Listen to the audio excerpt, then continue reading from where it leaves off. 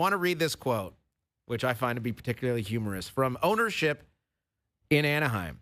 Matching the offer sheet was an easy decision, as Pat Verbeek has intelligently left enough cap space to give us the ability to retain Leo. Like one of those Jim Halpert turn to the camera things where you're like, when Dwight does something stupid, you're like, it's like, sure, whatever you say. That is clearly not the case. That is not what transpired. But I think what it does do, Dave, and the reason for a comment like that from ownership is to restore organizational stability, if you want to call it that. Like, we still back Verbeek.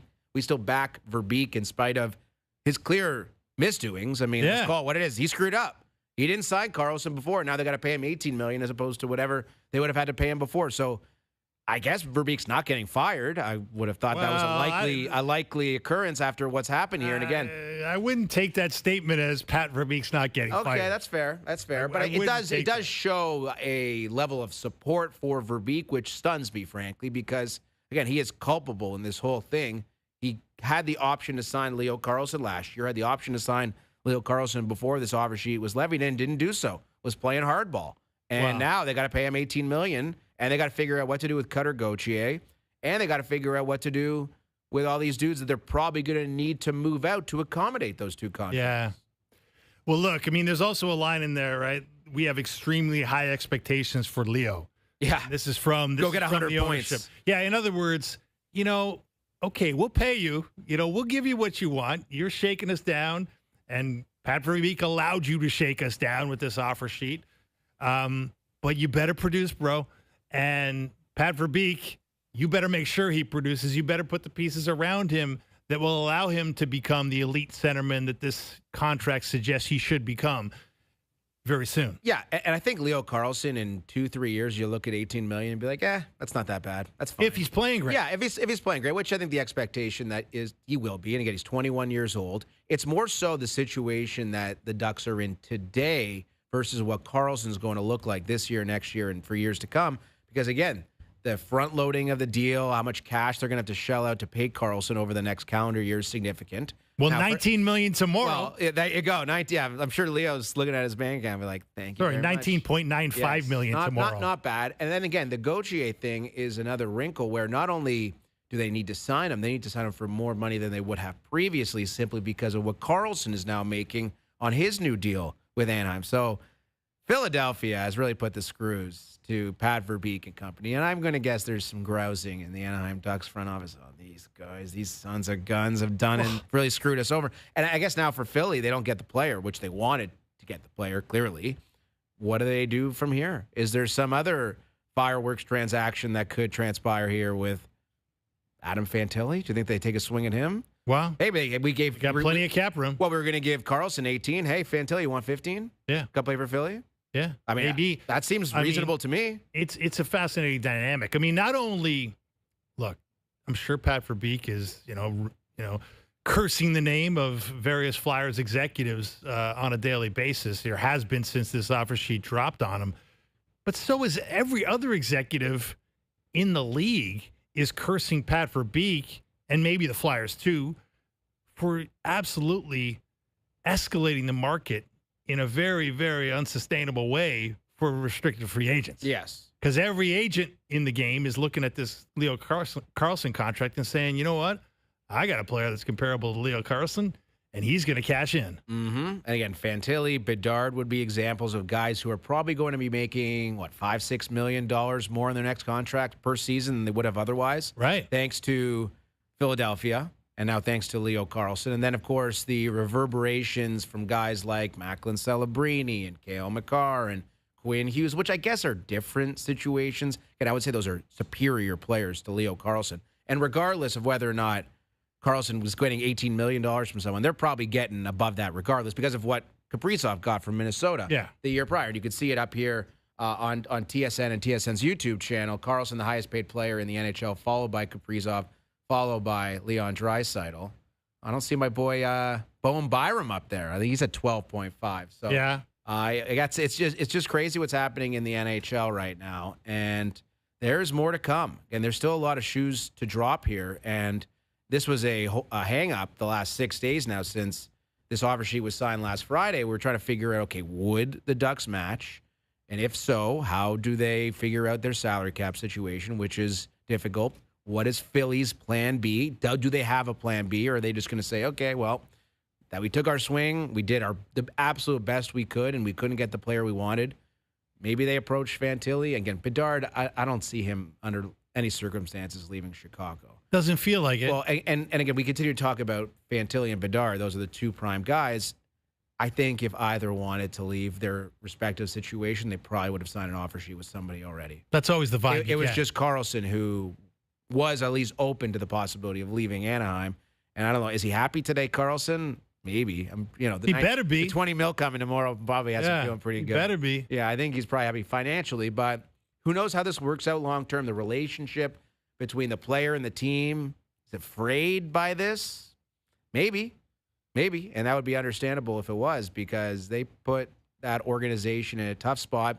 And for a team like Anaheim that not long ago, a couple weeks ago, you viewed as one of the top young teams in the NHL, now they're probably going to be paying Karlsson and Cutter Gauthier like $30-something million. Right. And you're like, okay, Not maybe great. they're not in such a good spot that we thought they might be. Well, it's interesting because, when Philly makes a move like this, you have to feel, because pro sports is big business now, you don't make a move like this without intelligence, right? You don't make a move like this without information. And the feeling, I think, around the league was that, one of the reasons they made this move is because the Ducks might not be the kind of team, and the Samuelis might not be the kind of ownership that would match this.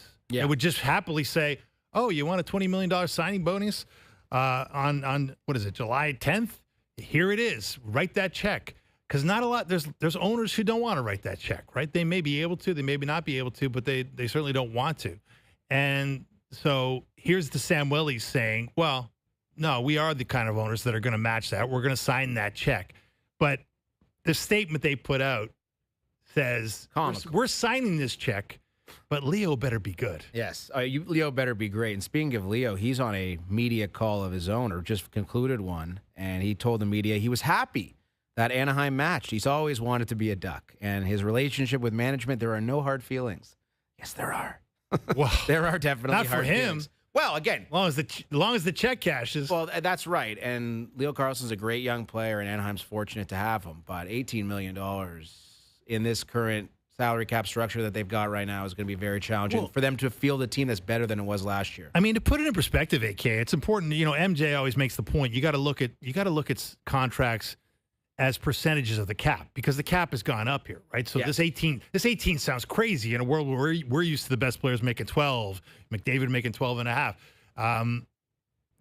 Even as a percentage of the cap, this $18 million is huge, because this is 17.3% of the salary cap.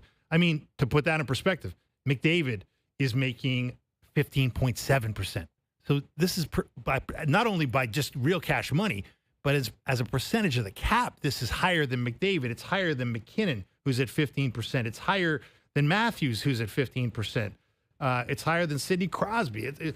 It's even higher than Kaprizov, who was at 16%. So this is an unprecedented kind of deal, right? This is an earth-shaking, industry-changing kind of deal because of that. And it's actually so outsized in some ways. Although the player is 21 and he had 29 goals and he's got incredible potential, but it's so outsized that it's almost one of those ones where you could almost imagine people in negotiations saying, you can't put that one in here as a comparable, because it's a one of one. That is going to be extremely interesting as to how agents around the league look at this contract, and is it an outlier? No, you can't use that as a comp. Oh, really? Why not? Yeah. Like it's a real contract. And again, Kaprizov's deal is different. He was going to be a UFA. Right. And Carlson's a RFA, or was an RFA. And not so restricted, though, is it? Yeah, it seems that is I like those restrictions. A little bit of a deceiving term in today's NHL, restricted free agent. Really, he was a free agent. He called his own shot, and it was Philly. And apparently there were other teams that were right there. Mm-hmm. And I believe it was Dregs who reported 4 teams had an offer sheet out there for Karlsson.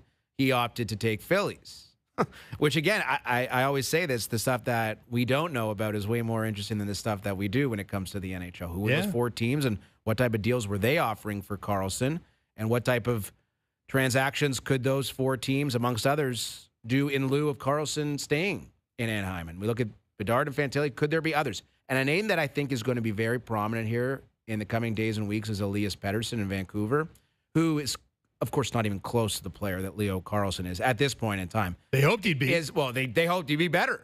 Yeah. And, of course, he's making 11-6, and he's been a colossal bust for Vancouver since signing that deal.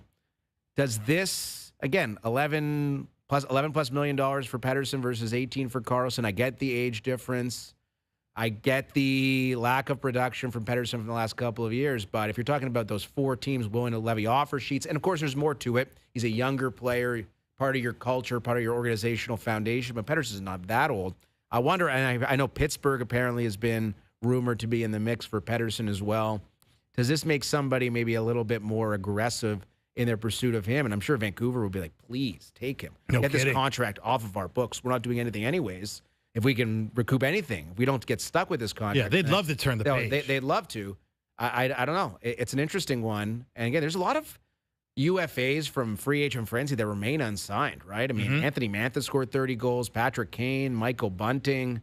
Yeah. We don't know what's going on with Morgan Riley. There's still a lot of names with some money attached to them that could very well factor in. If you wonder, maybe the floodgates will open a little bit now that this situation is resolved with Anaheim and Philly. Yeah, it's potentially true. I think the Morgan Riley thing, there's something still going on there. You think it would be kind of naive to think that he's just going to suit back up for the Maple Leafs on opening night and everything's going to be fine, right? I think they've gone pretty far down the road of, give us a list and then maybe maybe you got to expand the list, or we'll see how it goes here. But it doesn't feel like, I don't think Morgan Riley is necessarily believing that he's going to be living in Toronto in September. Yeah, right? it sounds like they've still got some irons in the fire, the Leafs do, as far as moves that they can make. And again, they reportedly were in on Claude Giroux, who went back to Ottawa, which leads me to believe that they're still looking for help up front. Yeah. I mean, I know Claude Giroux's a guy who's not what he once was. I think he's 38 years old, still a competent NHL player for sure. But I don't know, would you look at Kane?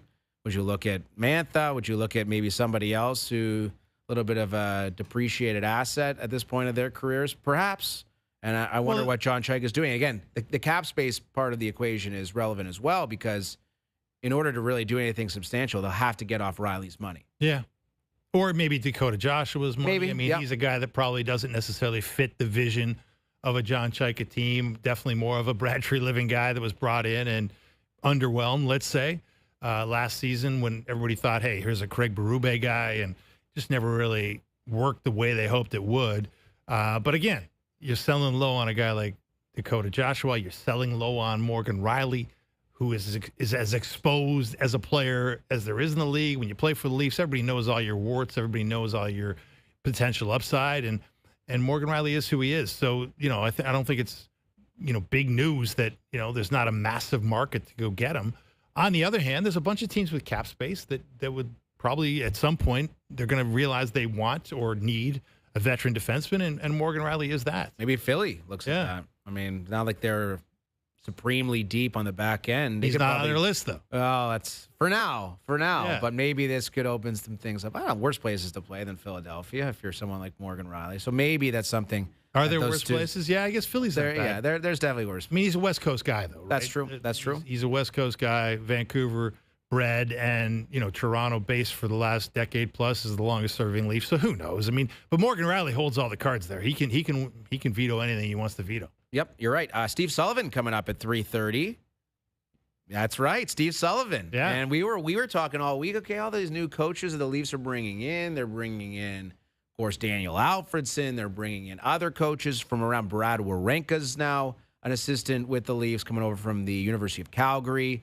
And, of course, John Gruden, who was the head coach of the Toronto Marlies, was promoted to being an assistant with the Leafs. So that left a vacancy. And we were wondering, okay, so who's going to be the next head coach of the Marlies? And the answer is Steve Sullivan, who's going to join us in just over an hour. And, I mean, for Steve Sullivan, that's a good gig, man. And that's a team that's coming off a Calder Cup.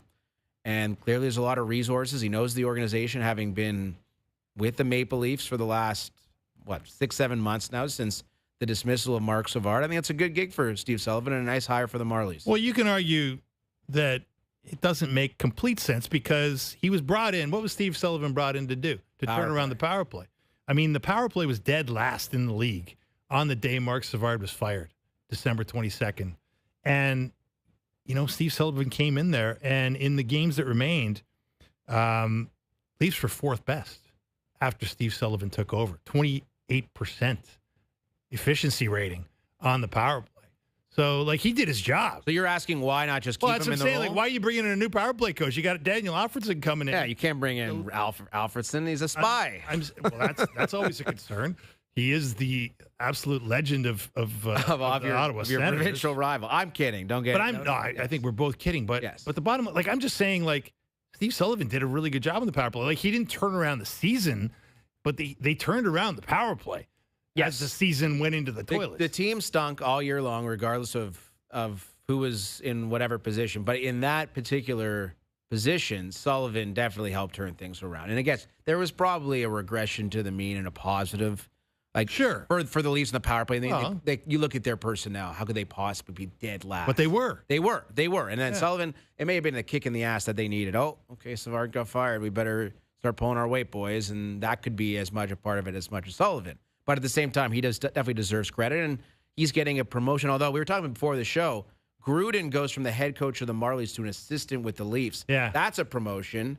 Sullivan goes from an assistant to the Leafs to the head coach of the Marlies, and that's also a promotion. You can spin it either way. You can, and I suppose it's all about career direction and where you want to end up. Sullivan's looking for head coaching experience. Maybe he wants to do that in the NHL. I guess John Gruden still could do that under Jim Hiller. But I just thought that was curious phrasing. And we'll ask Steve again when he joins us. But it's relationship-based, too, right? All the guys that have come. Now, Alfredson, we all know who his relationship is with. Yes. Obviously, with the senior executive advisor, Matt Sundin. But the other two assistants, you have, Jim Hiller's assistants would be Gruden and Warenka. I mean, Gruden was a co-assistant under Barry Trotz with Hiller in Long Island for the Islanders for a few years in the Lou Lamoriello era.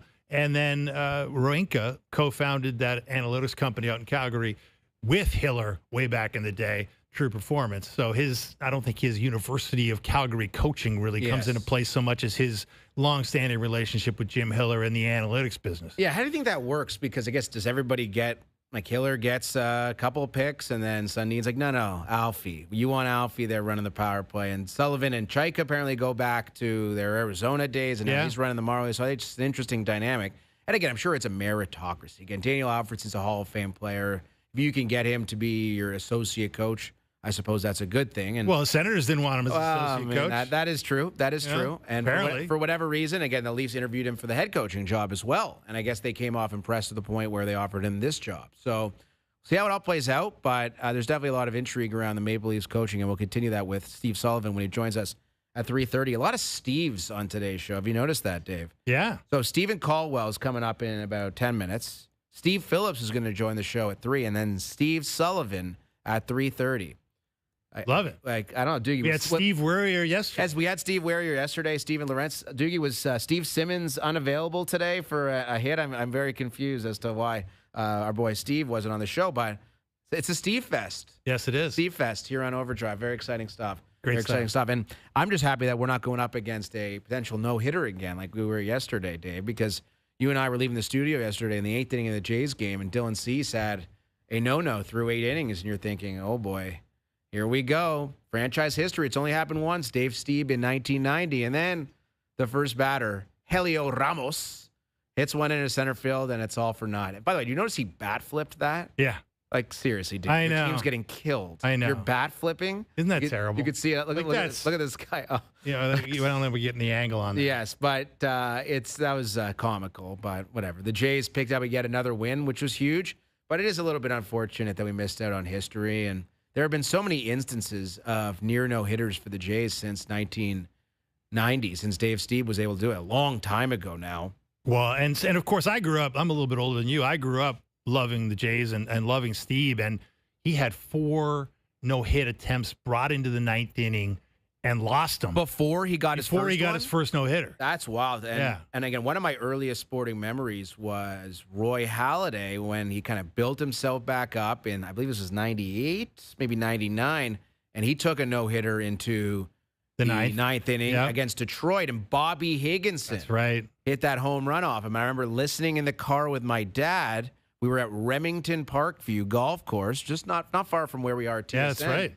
And I guess my dad was like taking me to the driving range or whatever at that time. I'm not sure. Is there a range at Remington? I can't remember. But maybe we were putting around and we were sitting in the car listening, and Bobby Higginson ruined that no-hitter for and that was his second start as a big leaguer, right? That's crazy. That's amazing. And yeah, he was dealing with a lot of stuff, was Roy at that time, and of course became one of the best. And then pitchers. Higginson, a pinch hitter, solo shot. Oh. How about that? Yeah, and then again, Brandon Morrow had an incredible start. Remember Bowden Francis? Yeah. I think took a couple of no-hitters deep in that incredible season that he had, and we basically haven't heard from him since. Yeah, good point. But you saw John Schneider postgame talking about how the old school mentality had kind of returned with Cease, and he threw 118 pitches in that game, which was a season high for any pitcher in Major League Baseball. Isn't that crazy? No one's thrown more than 118 all year long. Dylan Cease threw the most. And again, this is a guy whose career high, I believe, was 110 heading into yesterday. So you're not talking about Trey Savage. Trey Savage is not throwing 118 pitches. Never. No chance. No. But that's 23 years old, or however old he is right now. But Cease, they gave him a little bit of rope. I thought it was kind of an old school vibe because it's rare that a baseball team would let a pitcher go that deep into a game. But I think the circumstances were good for Cease, who actually has a no-hitter in his career already. And in this age, and of course, we're going to hear about Kawhi Leonard at some point soon, the load management, and then you think about the Leafs goalies with Wool and Stolars, how these guys were essentially made of glass the last couple of years. It's good to see Dylan Cease go out there and he was going to throw 130 pitches yesterday. If he had to. The horror. Yeah. The horror. And I remember Johan Santana threw, 140, 150 pitches when he threw his no-hitter with the Mets. And those days have just come and gone, which is kind of sad. It is sad. I think baseball's really lost something. Yeah. You don't have your horse that can go out there. Like we were talking about the number of complete games Roy Halladay threw. Oh, right? A ton of them. He threw them all the time. And, the old 2-hour, 10-minute complete game, a classic Roy Halladay start, right? And it's kind of the hero starter was a big part of baseball lore and tradition. And now it's just a thing of the past, right? It's just snap the fingers and you can't even imagine it anymore just because everybody's throwing so much harder. And there's all these analytics that say there's just no money in going through the batting order a third time. So why are we even bothering? Yep. So it's just the way the game has evolved, but it's not for the better. No, certainly. And for the fans, you're kind of deprived of those incredible moments. Yeah.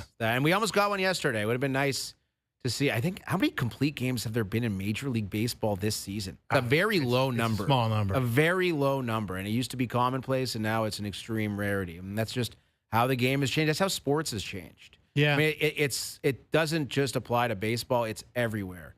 Again, the load management stuff in basketball, goalies don't go back-to-back anymore. There's all these different scientific factors and analytics that trace every single aspect of a professional athlete. It was good to see for one day Dylan Cease push the envelopes. Shout out to him. And who knows, maybe he starts the All-Star game. Yeah. Cam Schlittler of the Yankees is probably right there, but Cease has had an incredible run. He's been so good for the Jays, and for the most part, the entire team has stunk. But hey, man. Cease, Okamoto, and Rogers, 3 guys that they signed, and of course Louis Varland's been amazing all year long as well. Ernie Clement. But I don't know, maybe the Jays are rolling now. A couple of nice performances in a row. I was going to say, they're an offensive juggernaut. The Dragon has gotten it done for the Jays. Hey, man, there. You know what? Maybe there is something too. Just you go to the Bay Area and that Marine Lair, and they lost the first one, but they win the last 2 games of the series. They blow them out, and you have the Cease near no hitter. Maybe it just brings like a little bit of a change of. You hope so? Change of dynamic, change of picture to that clubhouse where it looked like a lot of guys were dragging their butts around and kind of feeling sorry for themselves. Day off today for the Jays. Shane Bieber tomorrow. So a lot of that goodwill will probably evaporate with Bieber pitching the way he's looked. Although he's due to, I hope he needs a good start. If you wanted to believe there's a guy that can turn it around, and he hasn't looked like himself, obviously, or anywhere even close to himself, but I mean, there's a reason, they put some faith in this guy. Like, he does have a track record, and he is coming off, a significant injury. So maybe he just needs some time. So we'll continue this conversation with Steve Phillips, Stephen Caldwell coming up on the other side. It's Steve Sullivan at 3:30. It's Steve Fest here on OverDrive.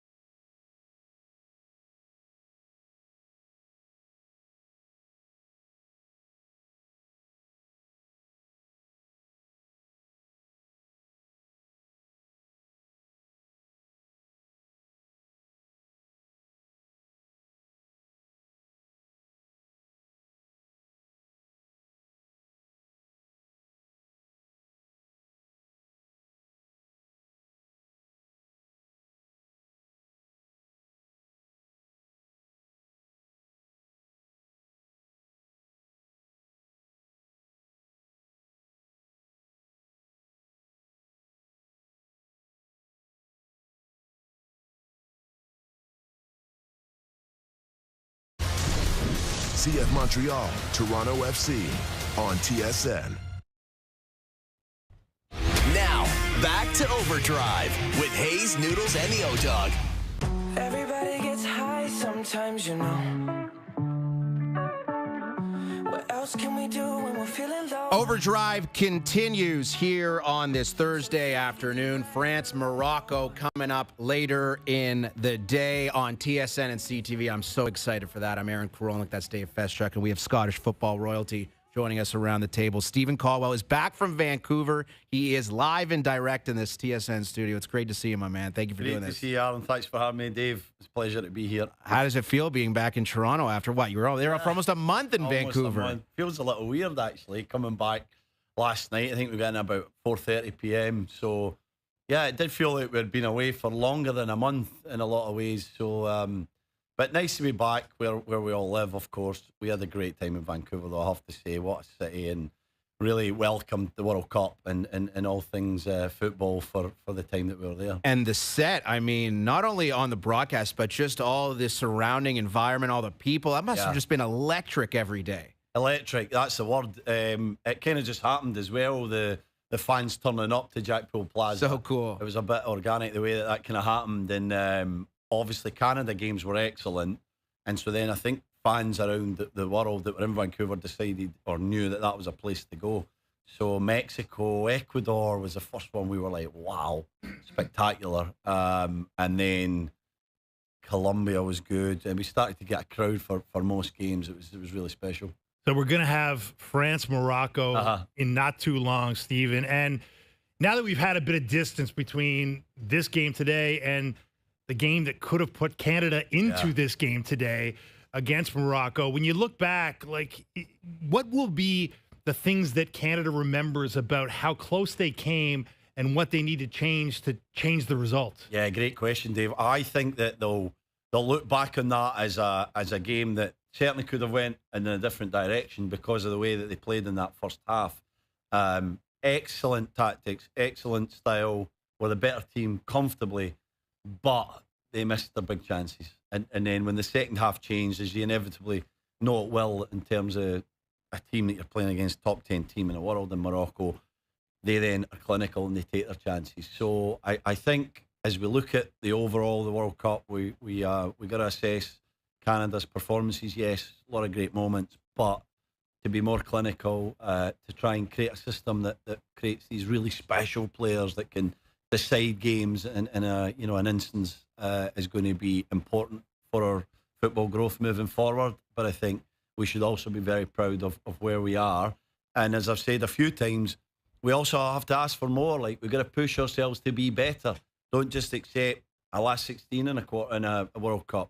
We got to push towards the quarterfinals or even further in these tournaments. So I think many good learning points, but definitely a lot of growth for the future. You, Wildman, and Kilban will inspire Canadians for many generations to come. Stephen Caldwell is with us. Let's talk about this game today, France-Morocco. Again, Morocco didn't play its best in the first half, especially against Canada.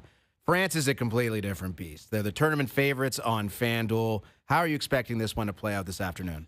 Well, I think France are favourites for a reason. They've easily been the best team in the tournament, but they're a little vulnerable. We saw that against Paraguay. It wasn't quite as fluid as they hoped it would be, and they were pretty comfortable in that game, though, as well. So I don't think the result was ever really in doubt.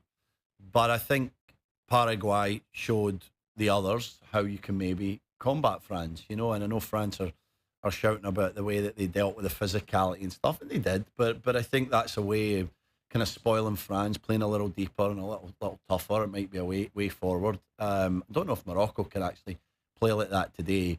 To me, the only way a team's going to beat France is by scoring more goals than them, and that's going to be hard because I think they're going to score at least 2 or 3 goals every single game. So you got to be amazing in attack. You have to score every one of your chances. And then I think you have to have periods that you keep the ball from them. Obviously, you don't want the ball to get to Olise and Dembele and Mbappe. So if you can control possession, like a Spain might be able to, or an Argentina in a different way, if they get further beyond Morocco can even do it as well because they've got some good players. Then I think you can cause them some problems.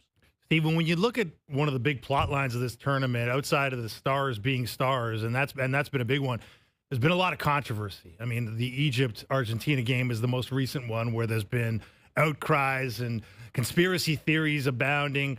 When you look at the controversies that have piled up, we had the Portuguese-Croatian game here in Toronto where the Croatian coach was saying VAR has stolen the soul of football. And, and we've, of course, had the red card USA fiasco that certainly did not put FIFA in a particularly flattering light. I mean, you're a guy who loves the game. I mean, what's that make you think about the game in a moment like this? Well, everything has to move forward, doesn't it? You know, the purists probably want the game to stay like it was 30, 40, 50 years ago, but that's just never going to be the case. And so when you start getting things like VAR to try and help eradicate really bad decisions being made, then it is going to bring another level of controversy. And we've seen that because ultimately it'll never be a game that's black and white football. There'll always be a lot of grey areas. And when you add VR, you just have a second level of refereeing, really, on a lot of occasions. Right. It was brought in to, like, as I said, stop the really obvious ones that a referee missed. But unfortunately, it's starting to come into a lot of decisions now, not just the obvious ones. So that's always going to be hard to manage. And then things like technology in a football, a chip in a football, which tells you there was a touch. There was a touch by the Croatian player, and it does take away the romanticism of the game. It certainly stopped us allowing, you know, we would have enjoyed another 30 minutes of that game, wouldn't we, between Portugal and Croatia as a neutral. Sure, Portuguese wouldn't want that. But I think ultimately, if an error's been made, like if there's a touch on the head that leads to an offside, he's offside. And Croatian fans are going crazy about that. But that is the letter of the law, that is the rules, and it just takes away the romanticism. But I think the right decision was made in the end of the day. And then the other stuff, like, I mean, I don't need to go back over the whole Balogun being allowed to play, absolutely ridiculous, and that lands on FIFA and particularly Gianni Infantino, so they've got to answer for that. But there's always going to be stories, headlines, controversies around the World Cup. It's also what makes it the best competition in the world. That's right. So we just move forward and we try and just create a kind of purer game, I would say, and the right decisions being made. Our guest is Stephen Caldwell. We've got France-Morocco coming up on TSN and CTV in about 90 minutes. I got to ask you about this England-Norway game. And I know you love Luke Wildman. That's your boy. Proud Englishman. How happy would you and Killman be if Erling Haaland scored a brace on Saturday and eliminated the English? We'd be pretty happy, let's be honest. Why would we lie?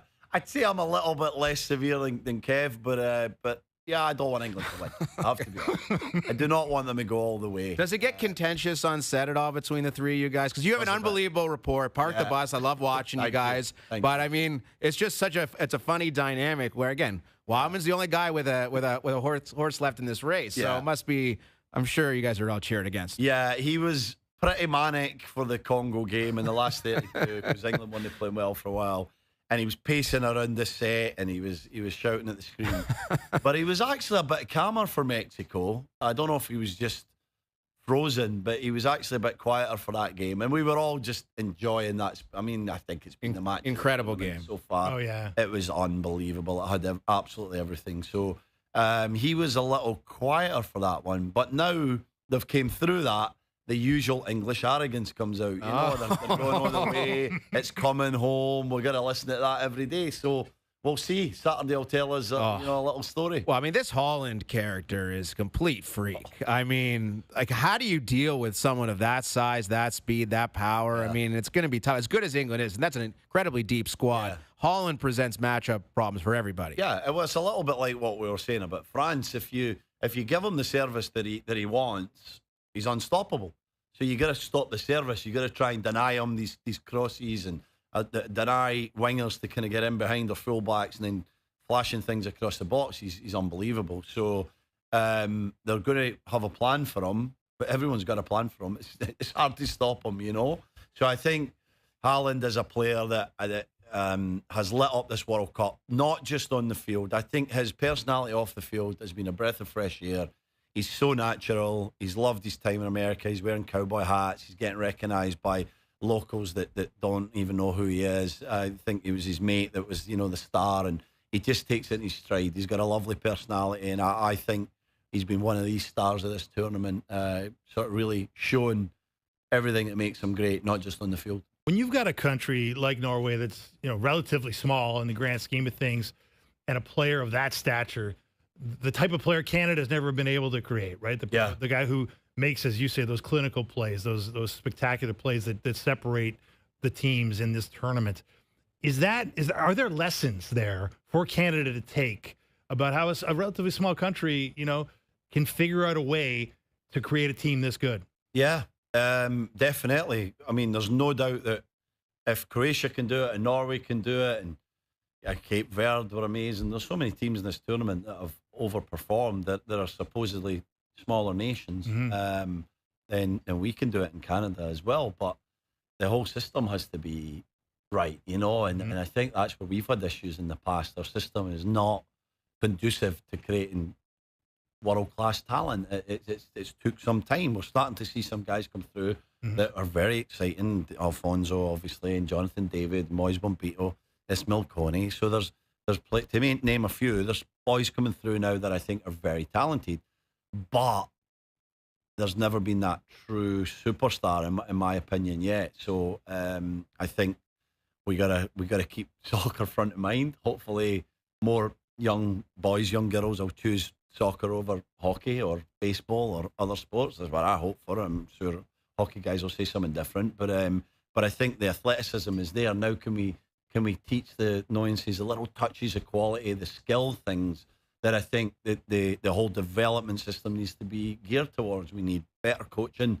better facilities, better infrastructure all round, football people in charge of organisations within Canada Soccer, and a system that is top down rather than kind of bottom up, which is how it's been before. So I think we're on the right path, but I think there's a lot of work to be done. And I think everybody who has a love for this game, who has a vested interest in the success, who has some form of experience in administration or coaching or playing or whatever within the game, should be at that table. We should be sharing ideas and coming up with a kind of plan together to take it forward. So I'm hoping that the success of this tournament for Canada with the national team and in terms of just hosting generally will lead to that.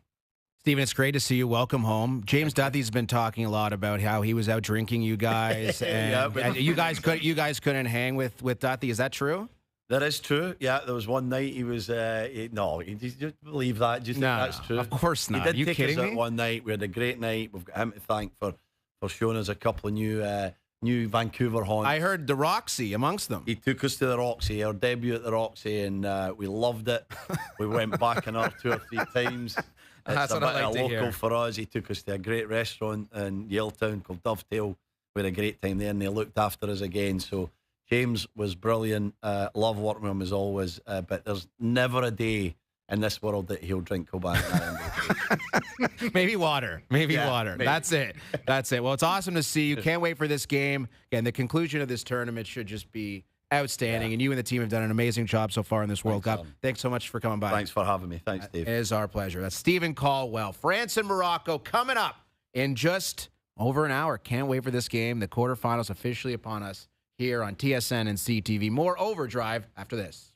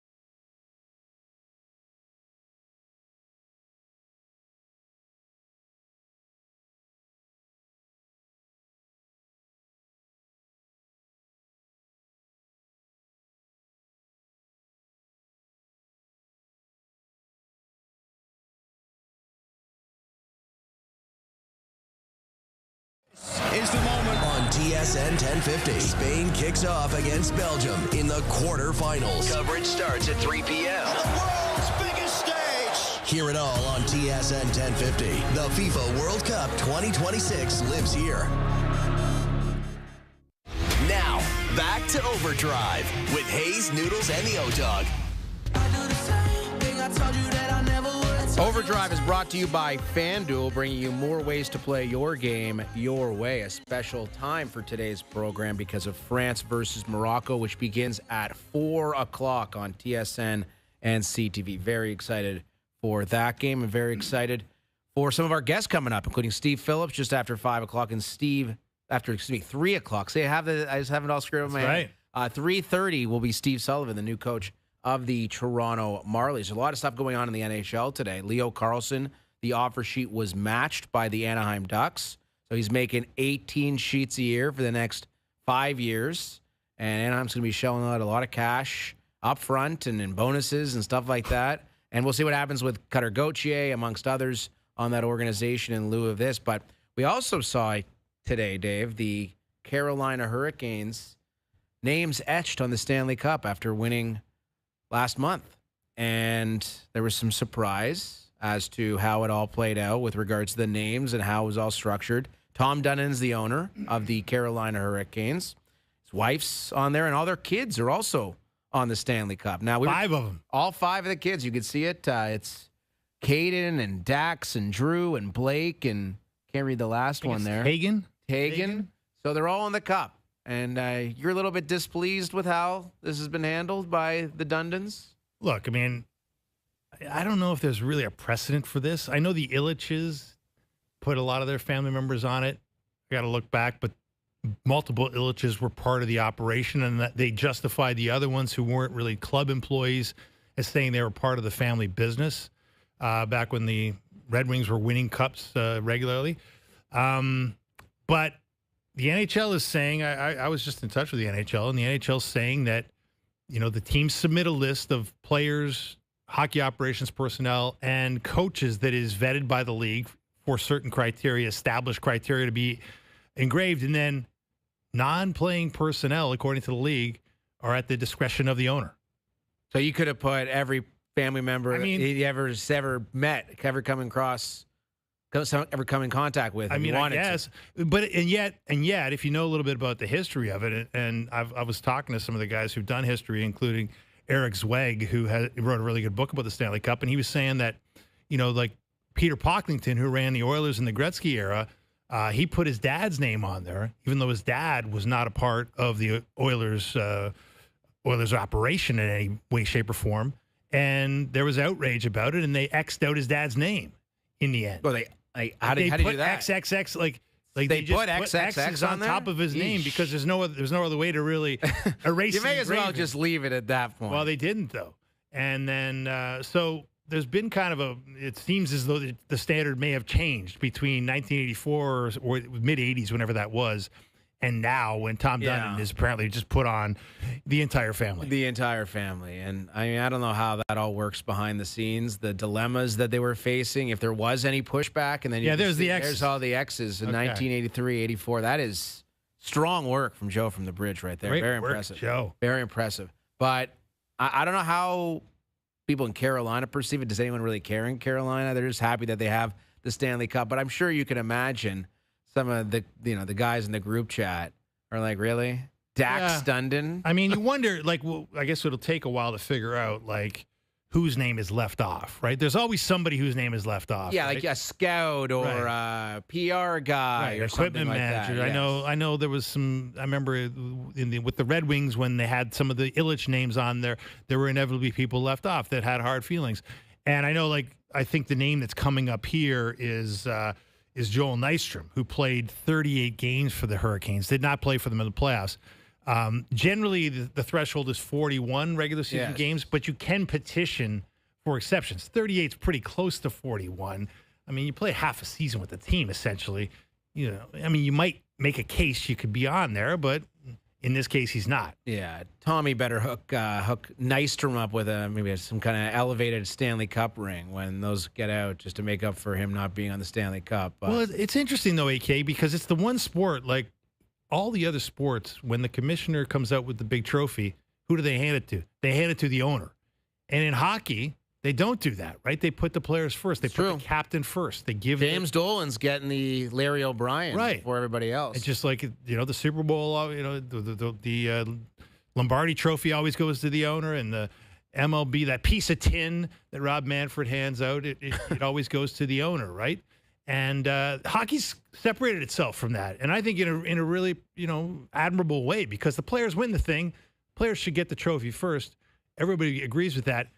And yet, they've got the trophy, and now they've put 7 Dundons ahead of all the players. There's a lot of Dundons there. And I guess Joel Nystrom and maybe the PR staff, some video guys not on there. Yeah, well, that's it. But that's going to be controversial there. And I suppose you can make the call when you have the billions of dollars. Can you, though? Well, it looks like you did. The league's allowing it, so there it is. That's Dave Feshuk. I'm Aaron Korolnik. Hour 2 of OverDrive is coming up, featuring Steve Phillips and Steve Sullivan. That's next.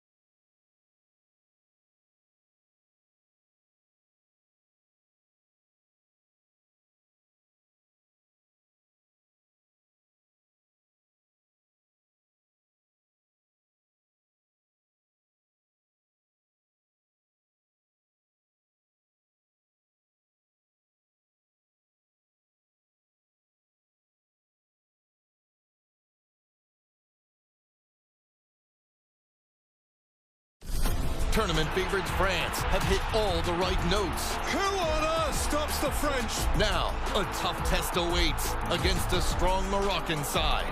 FIFA World Cup quarterfinal on TSN, CTV, and Crave. This is OverDrive with Hayes, Noodles, and the O-Dog on TSN 1050. Yes, she's a 360 all the way around. Yeah, that's how she rolls. Can't believe It's the second hour of OverDrive, brought to you by FanDuel, bringing you more ways to play your game your way. Aaron Korolnik, Dave Feshuk, in for Brian, Jamie, and Jeff. And it is pouring outside. It is a serious thunderstorm at the moment in the city of Toronto. So if you're out there driving, listening via podcast, be careful. Focus. If you're out there golfing? Well, if you're out there golfing, you're not golfing. My guess is that horn has been blown. Yes. Because it's serious business out there. But it's like everything's going to be clear for the Toronto Blue Jays this weekend out in San Diego, and hopefully they can keep their winning ways going. Toronto putting up a 10 spot yesterday. Very impressive. Although, there's a lot of those runs were scored when the game was already pretty much decided, including Vlad Jr., who went yard. And someone posed this question to me yesterday. What was more surprising, Vlad Jr. hit a home run or Dylan Cease took a no-hitter into the ninth inning? How far he has fallen, Vlad Jr., in the perception of Blue Jays fans. And what? That's certainly deserving. But he's got up to 5 home runs on the year, Dave. He's He's chugging towards 10. First year of a $500 million deal, and you got 5 home runs. What could be better, right? But hey, or I shouldn't say blame. Well, let's not talk about blame. We've been talking about blame. Let's give credit to the Magic Dragon on a stick. That's right. The Magic Dragon on the stick has turned the season around. Dave, I got to interrupt you here. There's some very concerning Kawhi Leonard news that just came across my desk. Okay, this is from Shams Charania. The LA Clippers Toronto Raptors trade centered on Kawhi Leonard will not be complete until the NBA investigation into the Clippers is over. Ooh. Yeesh. And again, this investigation, and if you don't know what we're talking about, the aspiration, the tree planting scandal, and Kawhi basically making a bunch of money for doing nothing, and how that affected the Clippers acquiring Kawhi in the first place. There's a lot of different machinations to this. But, that's a bit of a blow. That is a big blow. Well, we were wondering, when's this trade getting announced? Like, why hasn't it been announced yet? Kawhi was at this Kyle Lowry press conference, and all of a sudden, it doesn't seem as certain as it once did that Kawhi Leonard is actually going to play for the Toronto Raptors. So there's a statement from the Clippers, which is very interesting, and it says they've reached this agreement in principle, and we have since been informed that the trade can only be finalized if the Raptors ownership group assumes the risk of penalties related to Kawhi's contract that could theoretically result from the ongoing investigation. Ooh, Nelly. How you feel about that? I think MLSC and Rogers is probably going to say thanks, but no thanks. Yeah. Like, in other words, the penalties could be extremely significant. Like, we're voiding and rightfully his contract. so. Well, you're docking your draft picks, whatever. Draft picks. Yeah. There's a lot of different things that could emerge. And again, this investigation has been going on for months. Yeah. Months. Pablo Torre, how many times has this guy had a podcast talking about this whole thing at this point in time? But that statement from the Raptors, again, I don't know. That's from the Clippers. That's from the Clippers. Well, let's say from the Toronto Raptors here. Sorry, I missed that. And that is very concerning. And that would lead me to believe it's more likely than not that Kawhi will not be a Toronto Raptor. I mean, if you're assuming the risk of penalties, I mean, you're already giving up the first-round picks, the contract extension, the pick swap, the second-rounders, Brandon Ingram, Grady Dick, and you're going to assume the risk that this whole investigation could cost you even more. The uncertainty around it, that seems like a thanks but no thanks situation. You can't take that risk unless it's too big of a risk. Well, unless you've got to look. I mean, Larry Tannenbaum, the outgoing chairman of MLSE, is the chairman of the board of NBA governors. Yes. So the Raptors have a direct pipeline to Adam Silver's office, and have had for quite some time. The question is, like, you got to get some intel. What's going on? How is it possible that they negotiated all these terms without thinking this through? It doesn't make any sense. Wouldn't that be the first question you'd have if you're the Raptors? Hey, we're going to trade for Kawhi. But first, like, we're good with this aspiration scandal, right? We don't have to worry about this. And the NBA didn't tell them or wasn't asked. Like, that just doesn't make any sense to me how they could go into this. Again, Kawhi was just here. Yeah. Like, literally 2 days ago at this Kyle Lowry ceremony, everything looked hunky-dory. All right, this guy's going to be a Raptor. They're just maybe a physical, whatever it is. And all of a sudden, the NBA says, oh, actually, you're acquiring Kawhi. You are now potentially culpable for what penalties. But I also don't understand how that makes sense for a Toronto perspective. Why would the Raptors assume the risk? That doesn't make sense to me. The Clippers were the ones that had the alleged malfeasance. They're saying penalties related to Kawhi's contract. Yes, which the Clippers were a part of as well. Right. Yes, because he's got a year left. Yes. Yeah. Exactly. So the Clippers could just be absconced of all. No wonder they're like, yeah. Well, you know what? Keep Brandon Ingram. Actually, you can hold on to him. We don't care. Just get us off this Kawhi bombshell that could be potentially disintegrating our franchise if the penalty is as harsh as some believe it could be. We have no idea what that could look like. Again, I saw some speculation about multiple first-round picks and docking massive fines. Like, if that's the case, the Raptors have no interest in that. No, but that's the point here. Is if they're not saying the Raptors would have to assume the risk of all the penalties. Yes, they're saying the risk of penalties related to Kawhi. Exactly. And what does that mean? No one has any clue. No one knows. I mean, this is one of the hardest problems. It's wild. That is so disappointing. It's a bombshell. Oh my God. It's a bombshell. And it's related to, it puts the spotlight back on Adam Silver here and how he has not done a great job. No kidding. Like, how is this still not resolved? Again, if you go, and I've listened to a lot of the Pablo Torre stuff over the months now. Yeah. This guy's procured text messages from Uncle Dennis and Mitch Frankel, the previous representation from Kawhi. We should have known something was up when Kawhi announced that he has new representation. Well, you kind of assume that it was maybe part of a wink, wink, nudge, nudge back room. Like, you're going to have to fire your agent. You're going to have to get new representation. You can't have Uncle Dennis representing you anymore as an unlicensed advisor as he was when he walked into those boardrooms and asked for all those things. And we know the stories about him walking into the boardroom in Toronto and asking for a piece of the Leafs and asking for things, sponsorships where he didn't have to do anything. That's all out there. But this is a different thing. We assumed that if GMs are making deals in good faith, that they have a little bit of intel from the league. It just doesn't make any sense. Okay. They must have changed their tune. There's no way the first question that Bobby Webster had when investigating this possibility wasn't to Adam Silver and the NBA, are we good? Yeah. Are we good here? And they must have said yes. Well, there's just no way you could go into that without asking that question first and foremost. You would think. So, and I guess did the NBA change their mind and said, actually, no, you're still potentially at risk for facing some kind of violations. And I don't know what the timeline is on this. Again, this has gone on forever. It really has. And the story has had so many twists and turns at this point. It's really hard to figure out what's real and what's not. But at the same time, there was some very shady behavior that was happening back in 2018, 2019 with this aspiration company, with the Clippers, with Steve Ballmer, with Kawhi,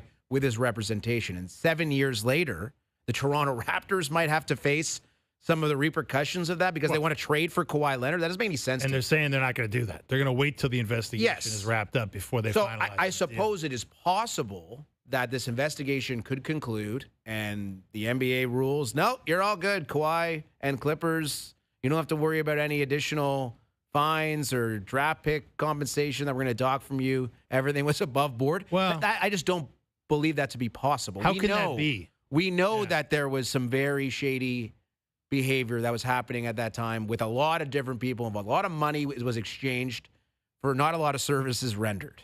Right. And Kawhi was at the center of that.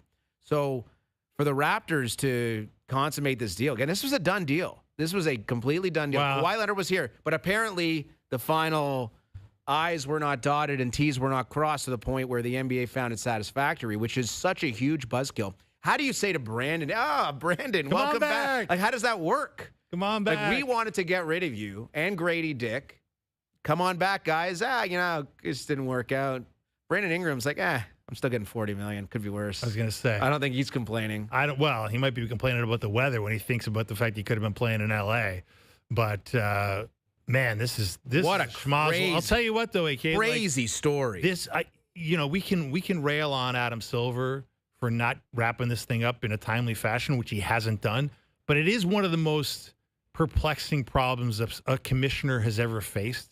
In that, you are the commissioner of the NBA, you are employed by the owners, and now you are trying to find a way to punish not just an owner, but the richest owner in all North American sports. There's no fine big enough. Well, that's it. To make Steve how many Ballmer draft picks do they have coming up? That's the problem. I feel like they traded most of them traded to a lot begin of with them. them. So how are you going to dock them? And they're trying to get off this deal. And Raptors were going to give them a couple. Yeah, I guess they were. 2031 unprotected first. That is something that is of extreme interest, I'm sure, to the Clippers, who are without any draft picks seemingly for years to come. So this is a crazy story. Again, just to remind you, if you're just joining us, sounds like Kawhi might not be a Raptor after all. The statement from the Raptors regarding our planned trade with the LA Clippers for Kawhi Leonard, the NBA League office informed us that as a result of the ongoing investigation involving the Clippers, we would assume the risk of any potential outcome of the investigation impacting Kawhi. In light of this, we will wait until the league's investigation is complete. The Raptors remain eager to bring Kawhi back to Toronto and look forward to a swift resolution.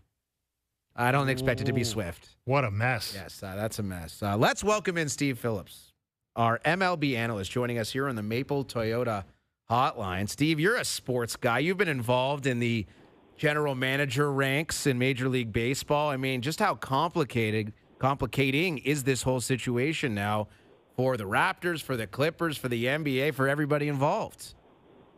Yeah, it's obviously, especially when you talk to players and they believe they're part of a trade. Now, they know it's got to be consummated. They know it's got to be, T's crossed and I's dotted. But, when you say goodbye to a player and then you're like, well, we were just kidding. It's that whole after effect of you got to welcome them back and say, we still really love you. They just, we were going to get a player. And so, generally these things can work out as long as the physical nature of the evaluation is okay. But it certainly is frustrating, and it's awfully hard to put a plan in place to build a team when you're held up with something like this. It could block every other deal, because a lot of times what happens is you'll have a plan to do one thing, which then opens something else up or frees up money for you to do something else, but you can't do the something else until you get the resolution on this one. And so it does bring things to a bit of a stalemate right now, and not a surprise that Kawhi Leonard at the center of chaos.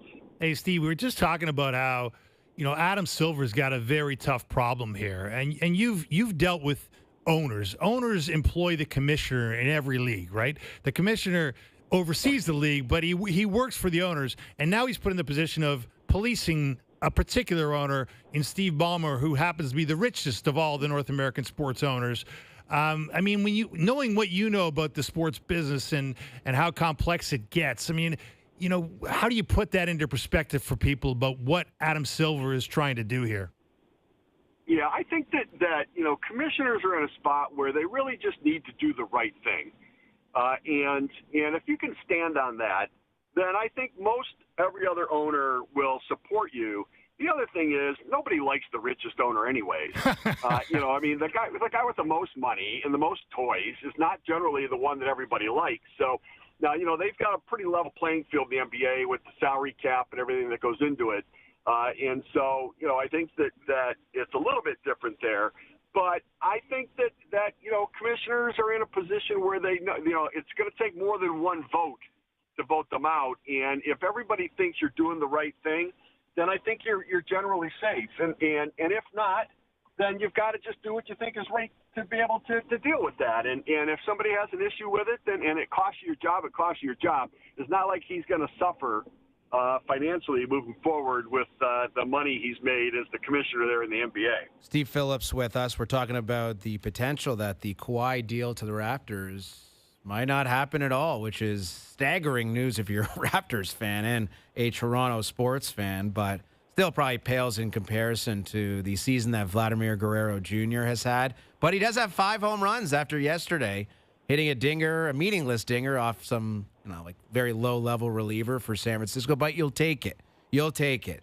Steve, I guess the magic dragon that the Blue Jays are holding up in the And the dugout is having some positive reverberations for Vladimir Guerrero Jr. But I suppose, again, just small victories building upon one another, and for Vlad to get that swing, maybe something could connect in his mind and his body that lets him get back to the player that he once was?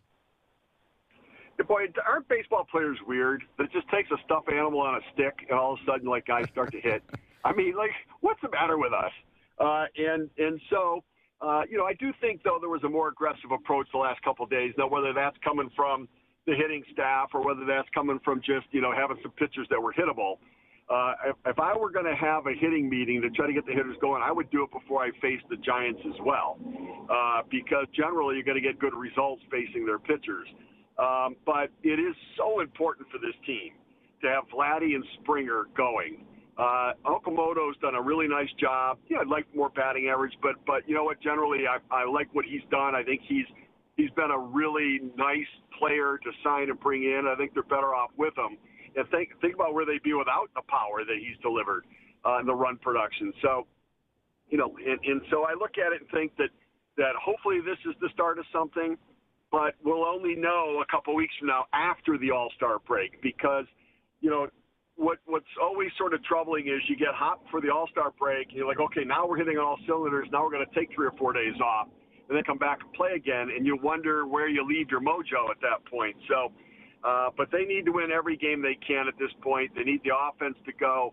The Dylan Cease situation, with his game yesterday was fantastic.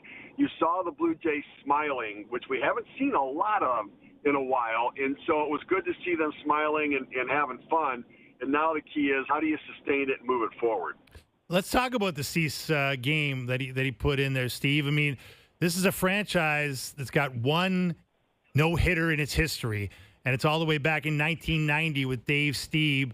And when Dylan Cease goes out there for the 9th inning, I mean, he's pitching a career-high number of pitches for one outing. He's got a no-hitter in his past as a member of the Padres.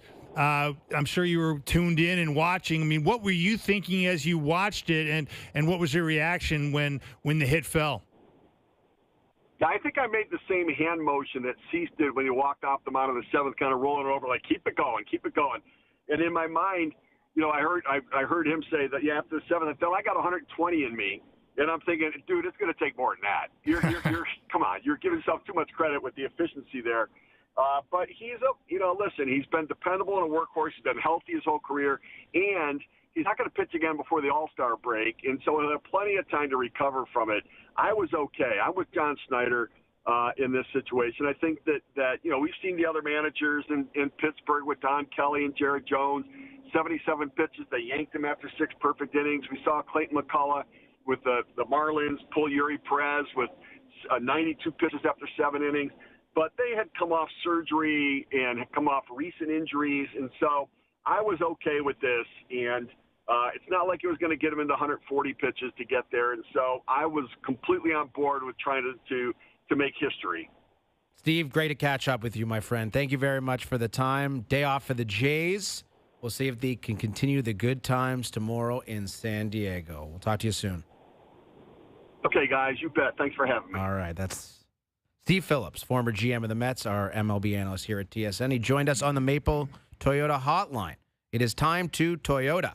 Check out the Toyota Tacoma, Toyota Tundra pickup trucks, both available as hybrids. Maple Toyota near Canada's Wonderland in the Maple Auto Mall. So usually I host morning radio, right? Nothing ever happens. Nothing of intrigue ever happens between 6 and 10 a.m.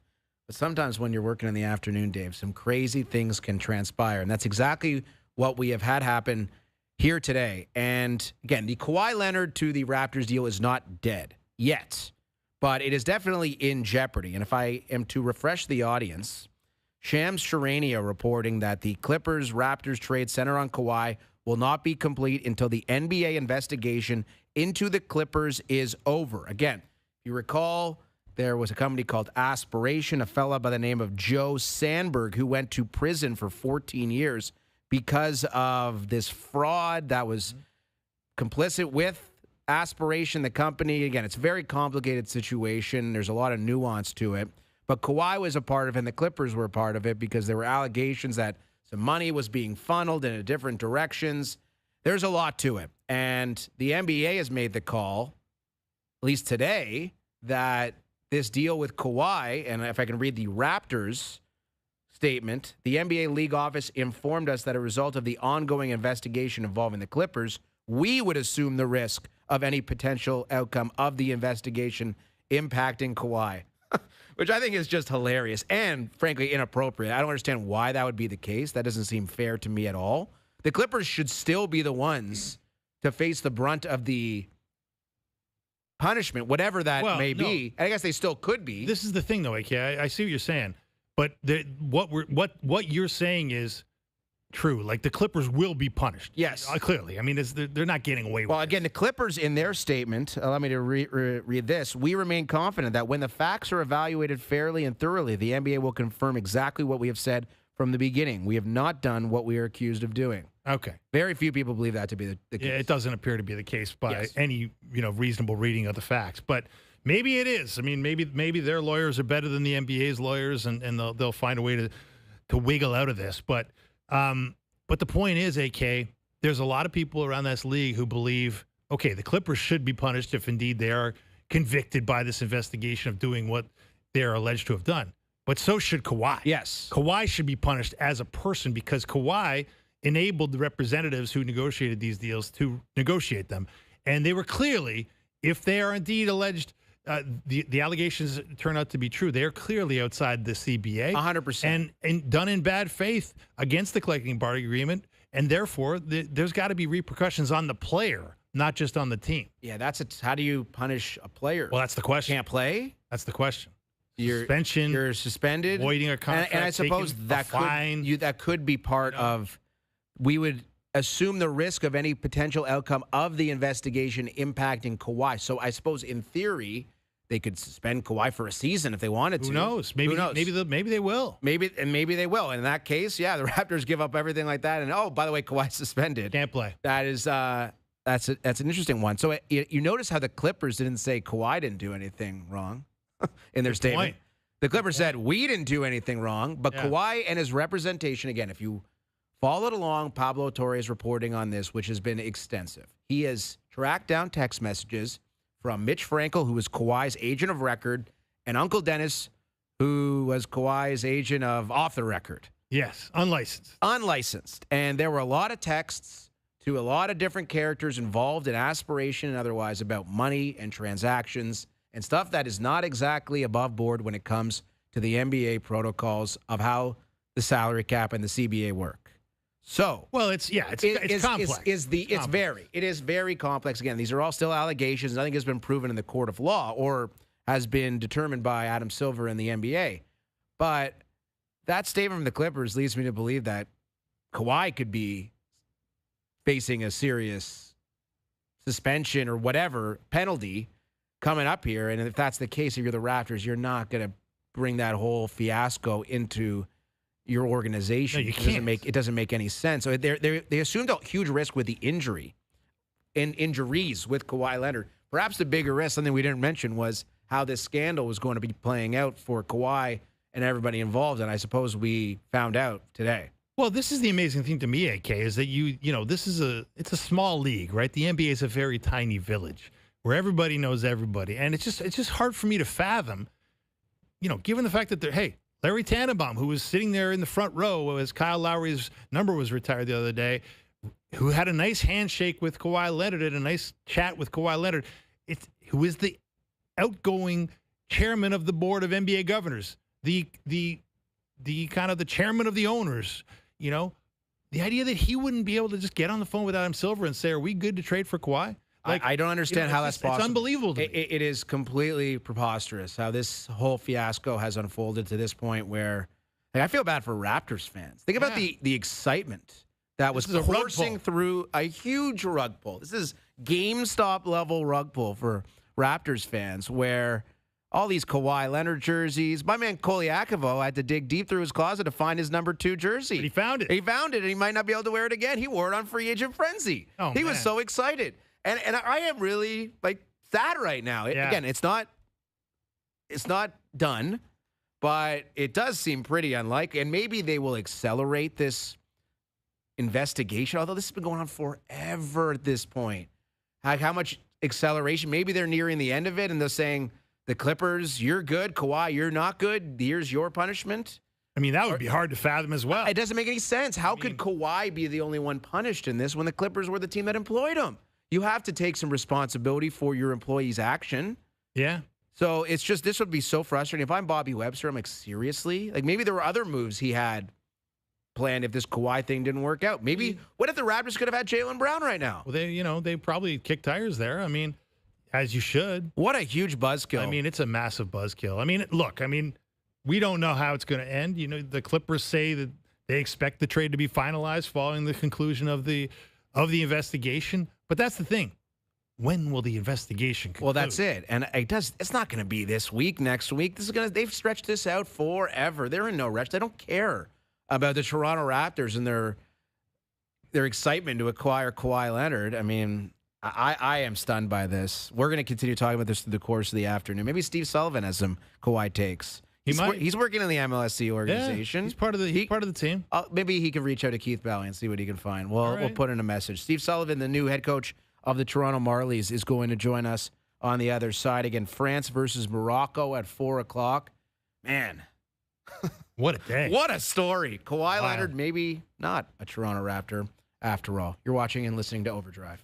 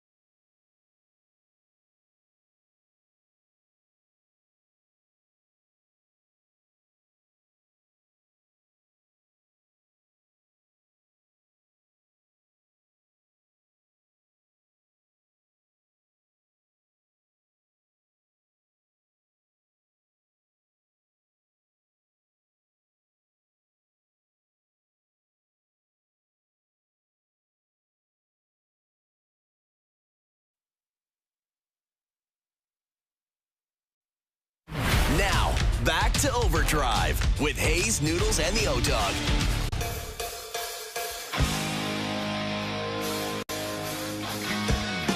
Second hour continues here on Overdrive. Aaron Karolnik, Dave Feschuk. A special start time for us here on the show, Dave, because France and Morocco play in the World Cup quarterfinals in just over 30 minutes, which you can watch on TSN and CTV and listen to right here on TSN 1050. But it's been a very newsy day in the world of sports. Of course, we have the soccer game coming up. Leo Carlsson, the offer sheet was matched.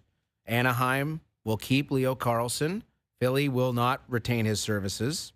Then you have this bombshell that dropped like 20 minutes ago that Kawhi Leonard may not become a Toronto Raptor after all because of some of the stuff that was happening before with the aspiration scandal and the uncertainty.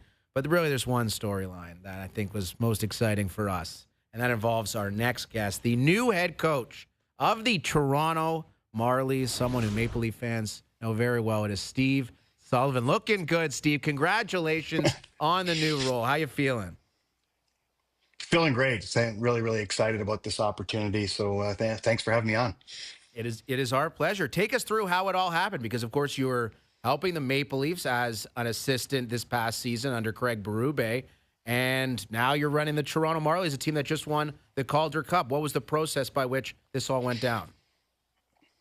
Yeah, it was a long process. Obviously, as soon as the season ended, or even before the season ended with Brad Treliving being let go, we knew obviously there's going to be some changes coming down the path, and and then Don Chayka gets hired, and then Craig gets relieved of his duties, and then we were just in kind of in limbo, waiting to see what was going to happen. So John Chayka was really good. I was able to interview for the head coaching position with the Leafs, and that kind of just sparked a little bit of a different perspective for me in regards to, you're just looking at one area of the game. You're looking at the power play and offensive game, and having to do a deep dive of a whole team and what we were all about, and trying to present that to John and to Matt's and Ryan Hardy, and just going through that process.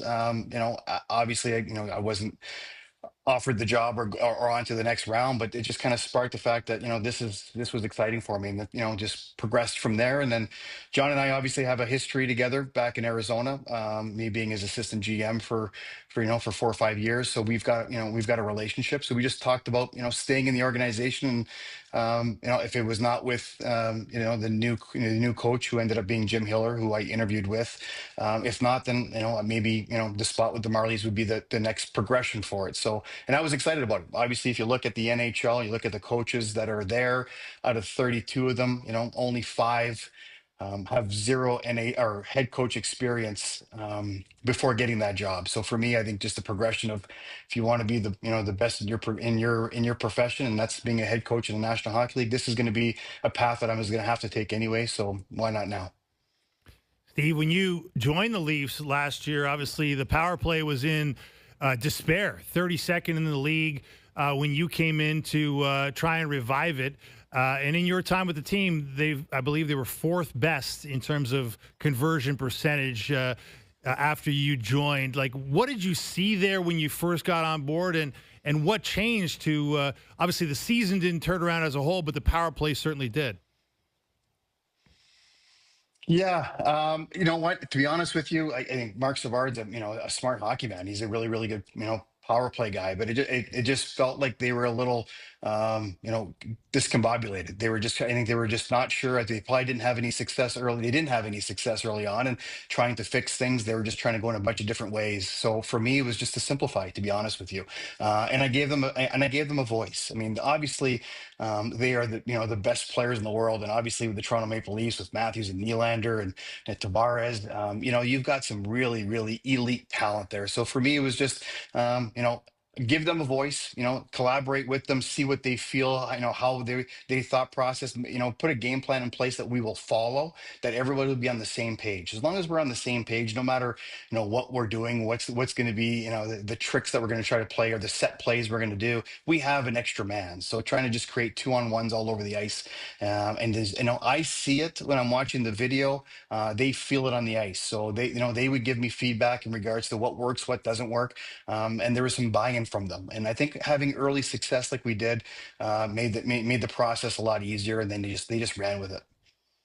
Our guest is Steve Sullivan. He's the new head coach of the Toronto Marlies, replacing John Gruden, who's now taking kind of your role, Steve, with the Toronto Maple Leafs as an assistant coach. So you two swapping roles, but certainly a very exciting day for the Toronto Maple Leafs organization. John Chaika's talked a lot about organizational alignment. Of course, the Marlies having the success that they had, winning the Calder Cup last year.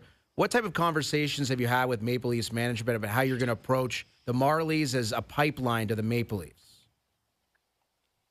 Well, I don't think it's going to change. I think every single organization you talk to, they want vertical alignment and, from top to bottom. And we want to make sure that we continue with that.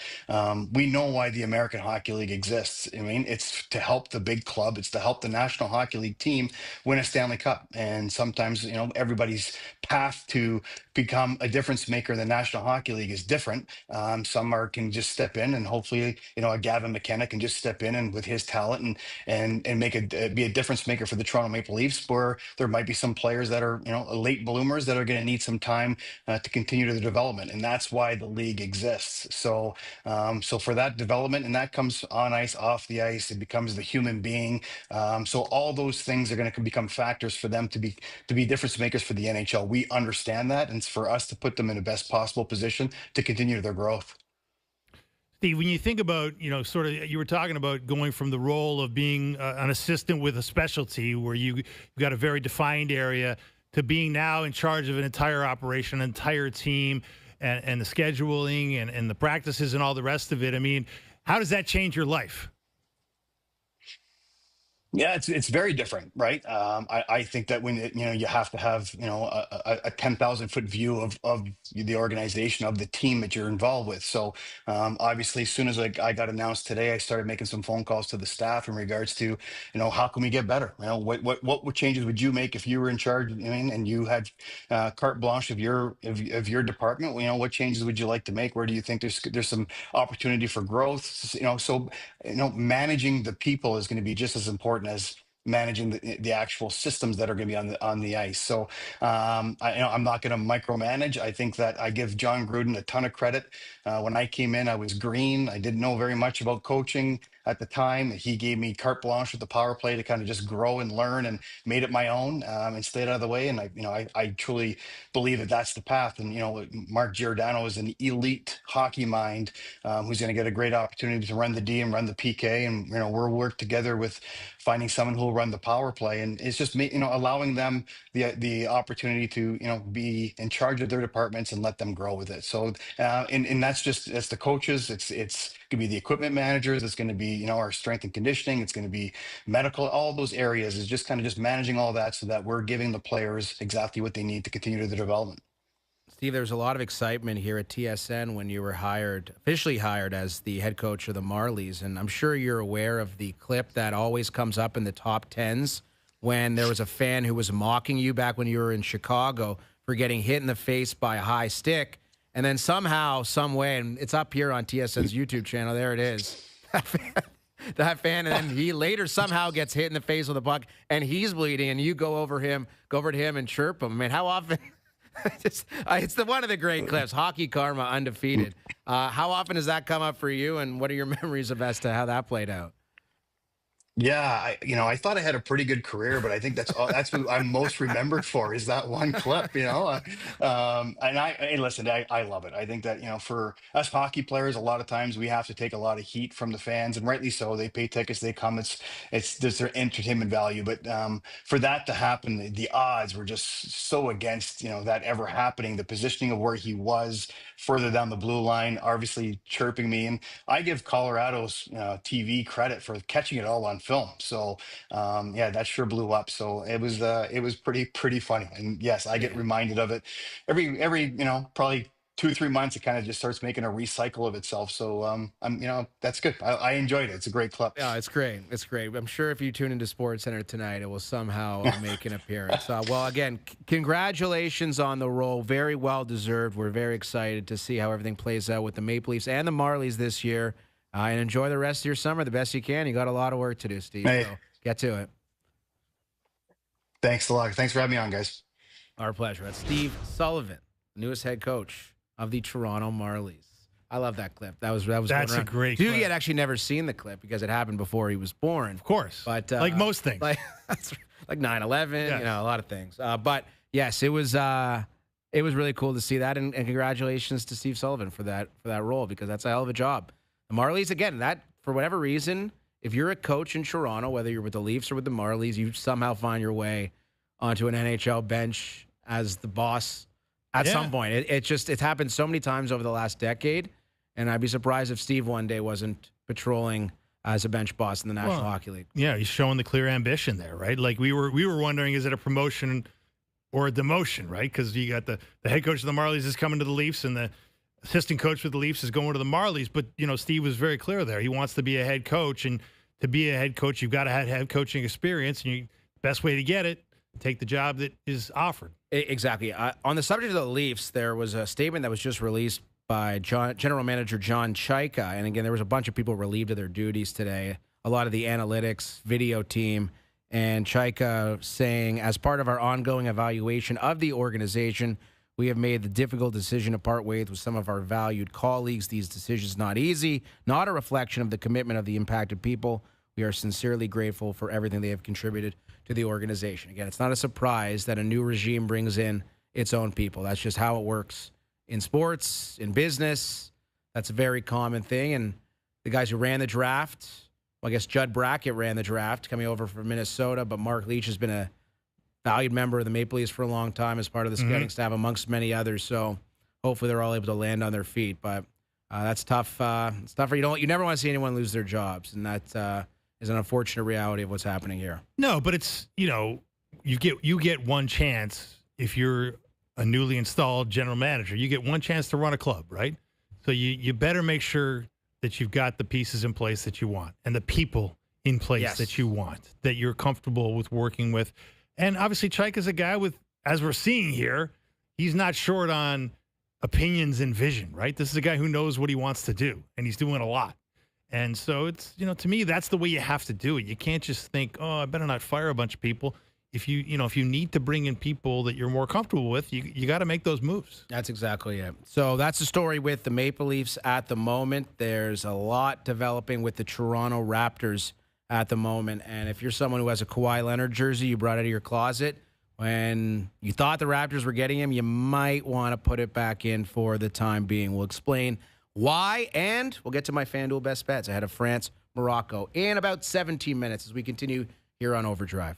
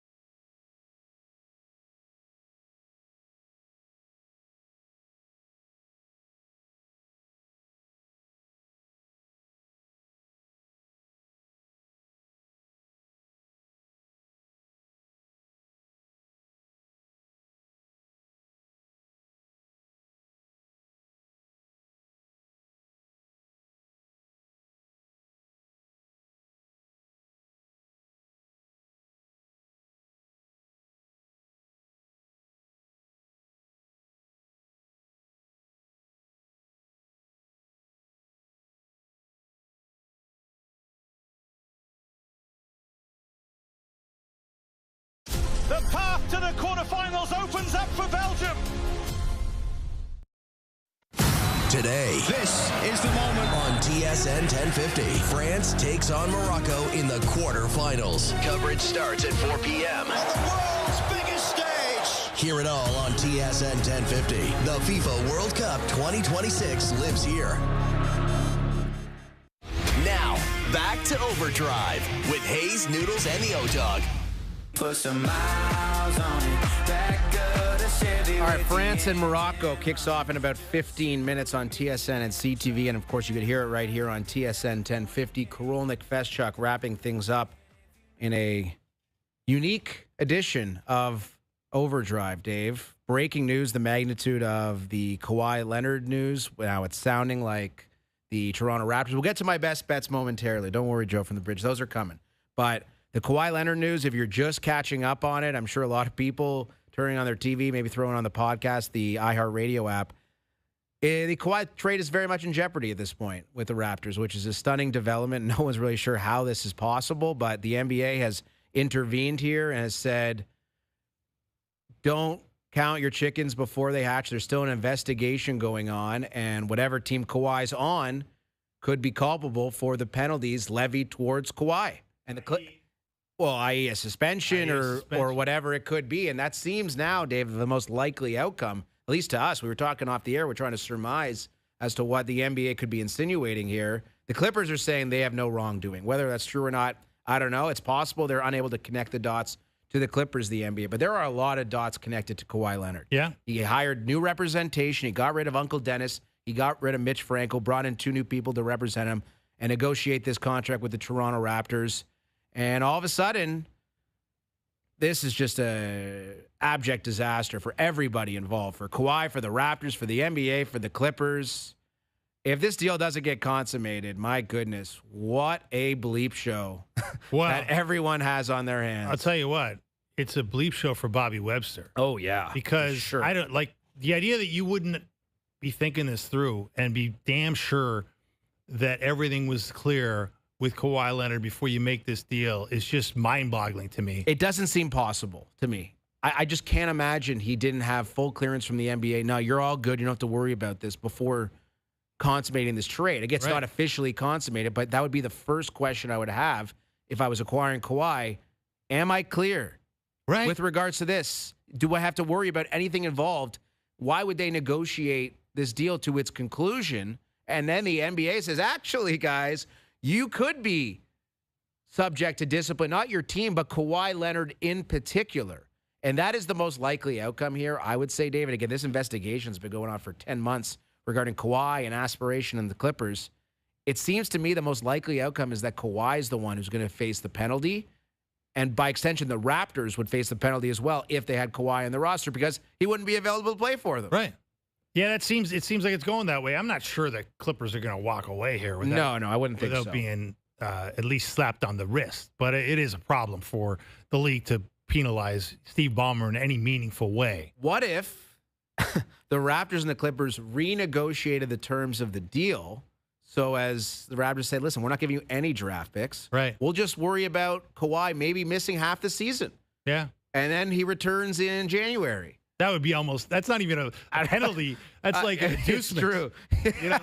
You're right. You're right. It's like, Kawhi doesn't have to play for the first 41 games. Okay, that makes sense.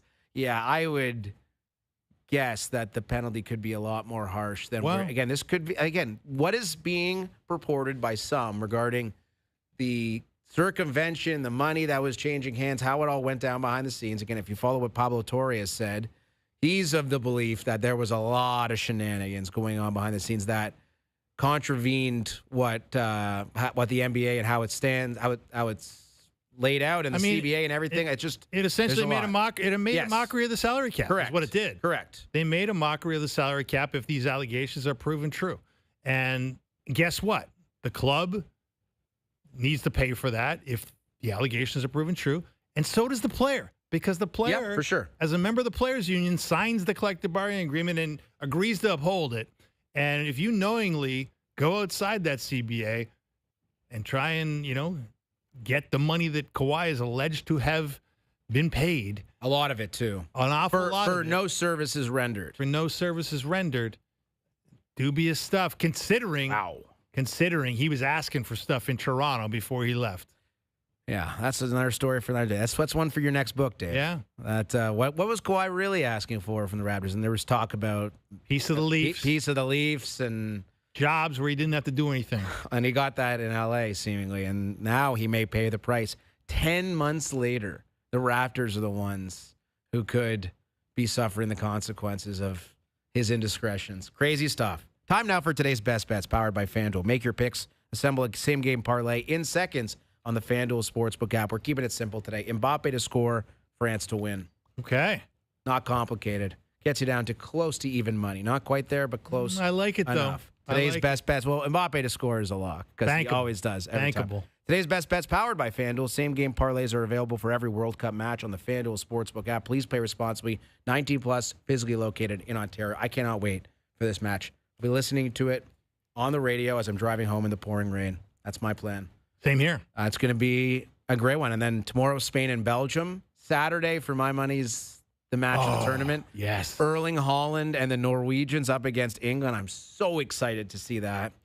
And I've got Argentina and Switzerland in action as well. So there's some incredible matches still to come in the World Cup quarterfinals and the tournament far from over. You could watch it all on TSN and CTV. Dave, great to work with you the last 4 days. Great seeing you. Always. Thanks to Doogie. Thank you to JP, the birthday boy. And thank you to Joe from the bridge and everybody behind the scenes. You've been watching and listening to OverDrive on TSN at TSN's YouTube channel.